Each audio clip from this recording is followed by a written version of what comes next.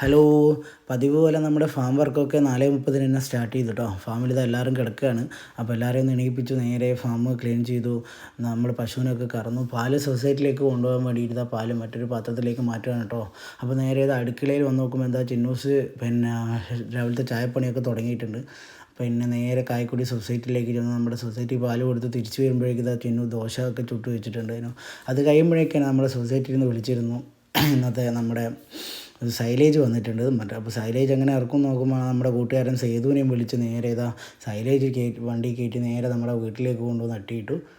അത് കഴിഞ്ഞ് നേരെ ഇതാ എൻ്റെ വർക്കായ ഫാബ്രിക്കേഷൻ ഷോപ്പിലേക്ക്. അപ്പം ഫാബ്രിക്കേഷൻ്റെ വർക്കും കഴിഞ്ഞ് വൈകുന്നേരം ഇതാ ഞങ്ങളുടെ നാട്ടിൽ മാങ്ങോട്ട് ക്ഷേത്രത്തിൽ ഉത്സവം തുടങ്ങിയിരുന്നു. അപ്പോൾ ഉത്സവ പറമ്പിലൊക്കെ എന്താ നല്ല കാഴ്ച അല്ലേ. പഴയതുപോലെ തന്നെ നമ്മുടെ ബലൂണും ഇട്ടാപ്പൊട്ടിയും പിന്നെ ഐസ്ക്രീമും ഓംപ്ലേറ്റും അതോടൊപ്പം നമ്മുടെ തോറ്റമ്പാട്ടിൽ ഉറഞ്ഞാടുന്ന ദൈവക്കോലങ്ങളും എന്ത് മനോഹരമാണല്ലേ നമ്മുടെ ഉത്സവ പറമ്പുകൾ. അപ്പം നല്ലൊരു വീഡിയോ ആയിട്ട് വീണ്ടും കാണാം. ബൈ.